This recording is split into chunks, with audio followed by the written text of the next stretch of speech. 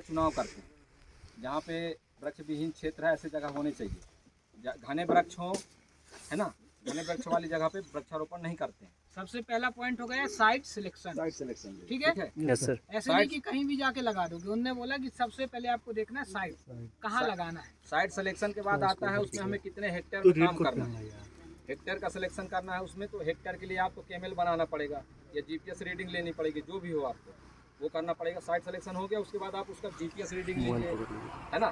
फिर इसके बाद जीपीएस रीडिंग के बाद उस क्षेत्र में आप खूंटे गाड़ करके या वृक्ष हो तो उसमें पट्टे लगाइए, गेरू से या डामर से किसी से, उसमें चारों तरफ उस डिमार्केशन करना पूरा उसके चारों तरफ, है ना, उस क्षेत्र के कि हमको इसके अंदर काम करना है। मान लीजिए 50 हेक्टेयर, ये मोटा मोटी मान लीजिए 50 हेक्टेयर है, हमने डिमार्केशन कर दिया, चारों तरफ पट्टे लगा दिए, मतलब बाउंड्री, समझ गए ना, बाउंड्री बना दी, ठीक है। ये नहीं कि कोई कहीं भी जाके काम वो करे। टेम्परेरी, वो बाउंड्री टेम्परेरी बाउंड्री रहेगी अपने जानकारी के लिए कि अपना क्षेत्र इतने दूर से रहेगा, है ना। फिर इसके बाद दो तीन काम एक साथ चालू करना अपने को। उसमें फेंसिंग वर्क अगर है आप तो फेंसिंग है या सीपीटी है। सीपीटी मतलब कि कैटल प्रोटेक्शन, वही है। ये मैनुअल या जेसीबी वगैरह किसी से भी गड्ढा खुदवाते हैं, ठीक है। जैसे नजर दौड़ाओ, ये लगी है फेंसिंग, तो एक ये तरीका है फेंसिंग लगा दो। दूसरा क्या है, ट्रेंच खोद दो लंबा, ताकि जानवर क्रॉस ही न कर पाए। यदि कहीं कहीं पत्थर की उपलब्धता होता है तो पत्थर की वाल भी आपने देखा होगा टूर में, जैसे आपको कही जगह, तो वो वही बता रहे हैं, ठीक है ना। ठीक, कहने का मतलब है कि आपको सुरक्षा का व्यवस्था करना है, कौन सी रखना है, वो वहाँ की उपलब्धता, बजट, इन सब पे निर्भर करेगा, ठीक है ना। उसके बाद आपको फिर उसके अंदर उस ऊपर करके रखिए, ढक जाता काम है। करना है। अगर खरपतवार है, लेंटाना है, लेंटाना आजकल पूरे भारत में लेंटाना की समस्या हो गई है। लेंटाना तो उसको जड़ से निकालेंगे, उसको लेंटाना मूलन बोलेंगे। आपके जो भी क्षेत्र तैयारी का उसमें दिया रहेगा प्रोसीजर, अगर उसमें तो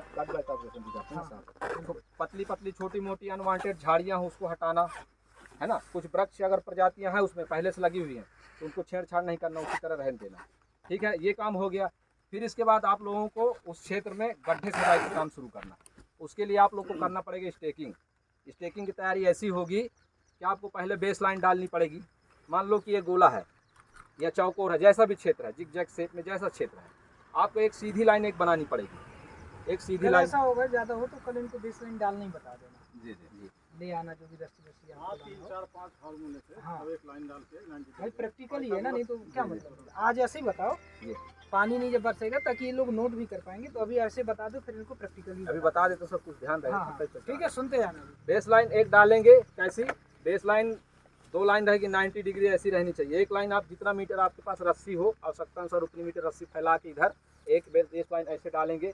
फिर इसके बाद उस लाइन पे कपड़े से या किसी रंग पेंट से उस रस्सी में चिन्ह बनाएंगे। चिन्ह इतना रहेगा कि आपको गड्ढे कितने में खुदवाना है, निश्चित दूरी पे, है ना, निश्चित अंतराल में। अगर आपको मान लो 2 बाई 2 मीटर बाई 2 मीटर का अंतराल रखना है तो दोनों रस्सी में हर 2-2 मीटर पे चिन्ह लगाएंगे आप लोग, है ना। ये हो गया। या 4 बाई 4 करना तो 4-4 का आप लोग चिन्ह लगाएंगे, ठीक है। निशान मार लेंगे रस्सी में पूरे में, डामर से या किसी चीज़ में जो भूले ना, ये चिंदी बांध लेंगे कपड़े का, जिसका भी ये तरीका है। फिर इसके बाद आप उस पे चिन्ह लगाते जाएंगे। चिन्ह चाहे उससे ज़्यादातर चूना यूज करिए आप लोग फील्ड में। चूना ज़्यादा सफ़ेद दिखता है, दूर से समझ में आता है कि अपन को यहाँ गड्ढा खोदना है। चूने से उस पर एक लाइन डाल दिए, ये लाइन डाल दिया, तो बेस लाइन तैयार हो गई।